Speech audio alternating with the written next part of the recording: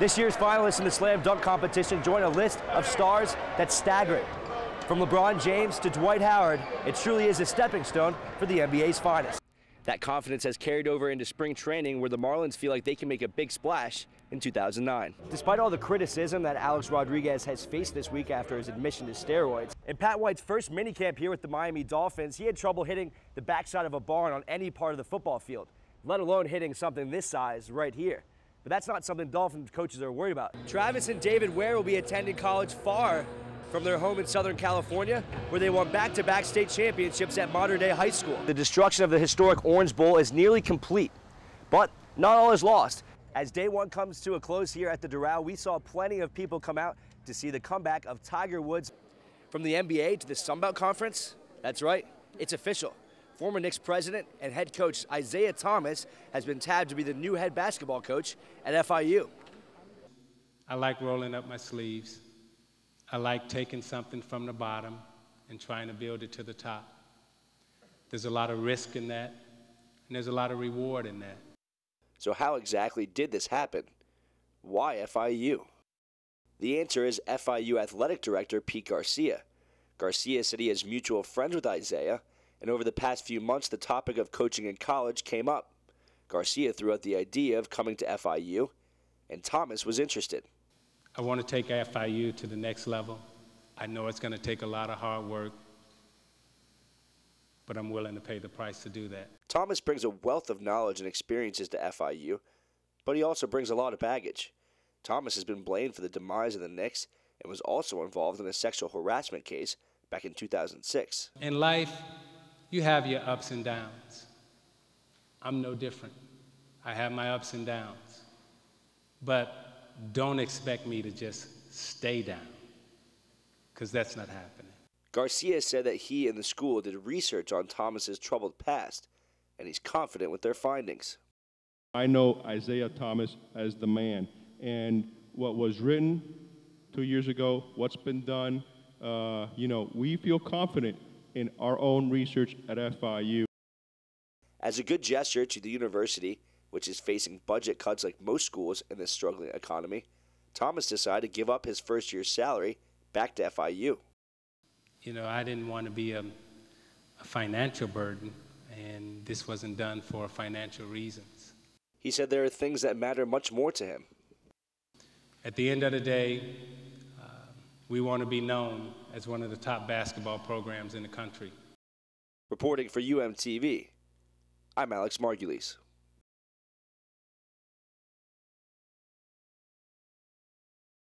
All right, thanks, Bree. Coming into this season, no one really knew how good the Miami Hurricanes could be. After 2 early ACC losses, it looked like it was going to be another painful year. But after firing off 5 straight conference wins, Miami is ranked at 23. They find themselves in the driver's seat for an ACC title shot. In just a few minutes, the Canes will face off against Georgia Tech in chilly Atlanta. This may be the most meaningful game Miami has played in years. Rewind to 2005. Miami's coming off a big upset over Virginia Tech. The Canes are ranked number 3 in the nation.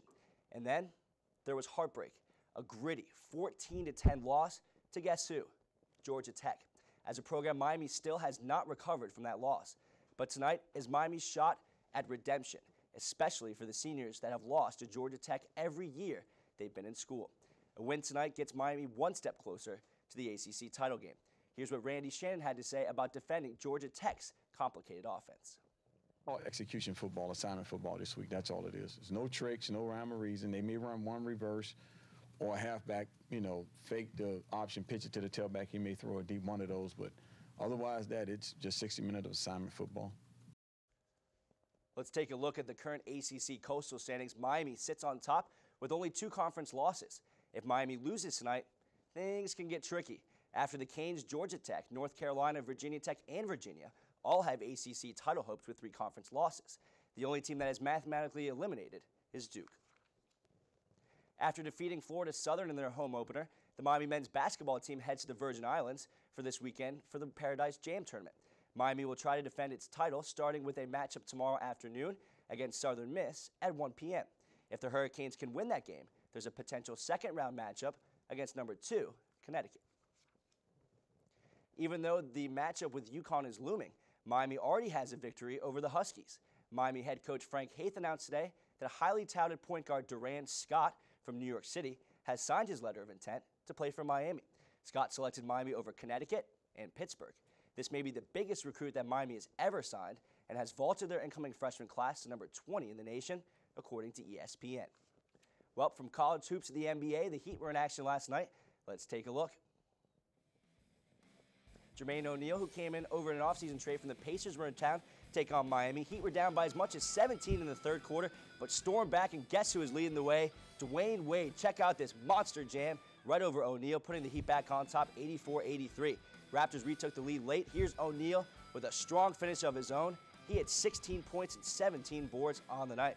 Now we go later on in the fourth quarter. Raptors retook the lead, and less than a minute to go. Heat down 3. Anthony Parker with the dagger right in Wade's face from the corner puts Toronto up for good. They finished the game on a 9-4 run. Miami falls by a final of 101-95. Wade shined, however, with 40 points, 11 boards, and 5 blocks. Miami is now 6-6 on the year, and they will have the next 2 nights off before hosting the Pacers on Saturday and Houston on Monday. Well, that'll do it for sports. Let's toss it over to Nick Maslow with what's in the papers. All right, thanks, Bree. The Hurricanes football team will be idle this weekend, getting some much-needed rest. The Hurricanes are coming off a gritty 24-17 overtime win against Virginia. Miami is now 3-2 in the ACC and 6-3 overall.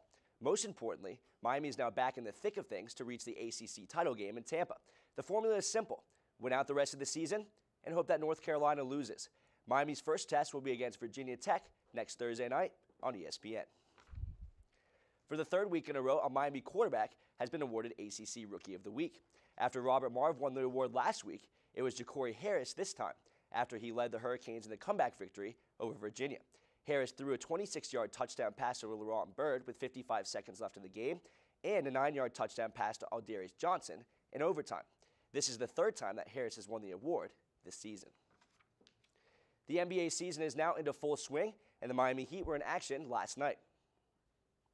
Dwayne Wade and the Heat hosting Elton Brand and the new-look 76ers. Miami up 40-25 in the second. Mario Chalmers with the steal and hits Sean Marion on the fast break for the finger roll. Miami up 17. In the third, Miami up 59-40. Wade finds a charging Michael Beasley, who finishes strong to the hoop. Beasley had 17 on the night. Later on, it's Dwayne Wade looking like the Flash we know and love, blown by Elton Brand and the rest of the Sixers defense, slamming it home. He finished with 29.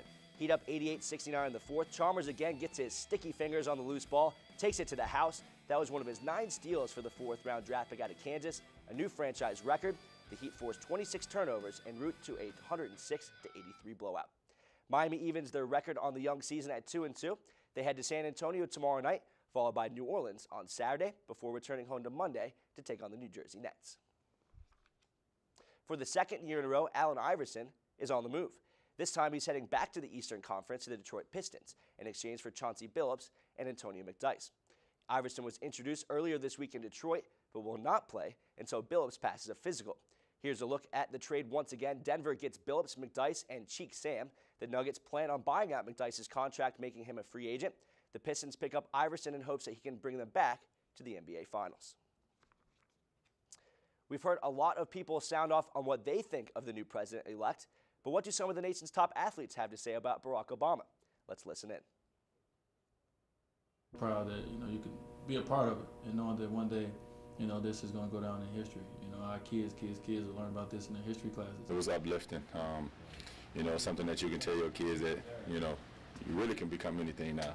You don't have to just become a basketball player or somebody. You can become president of the United States, and it has its it has its leverage now. So it was definitely an unbelievable feeling. It was definitely one of those feelings where you say, wow, it had the wow factor. I think everyone will be excited about what he expects to do and what he's going to get done. And for the first time, I had an opportunity to vote, and I can say I was a part of it. And finally, in baseball news, the National League Gold Glove winners were announced today. Leading the pack was 42-year-old pitcher Greg Maddux of the LA Dodgers. Maddux won his 18th Gold Glove and has won the award every year since 1990, with 2003 being the only exception. Here's the rest of the list. Yadier Molina of the Cardinals was the top catcher. Adrian Gonzalez of the San Diego Padres at first. Brandon Phillips of the Reds at second. David Wright of the New York Mets at third base. Jimmy Rollins at shortstop for the Phillies. And now the outfield, Nate McLouth of the Pirates, Carlos Beltran of the New York Mets, and Shane Victorino of the Fighting Phils. That'll do it for sports. Now let's check in what's going on in the papers with Janelle Montagna.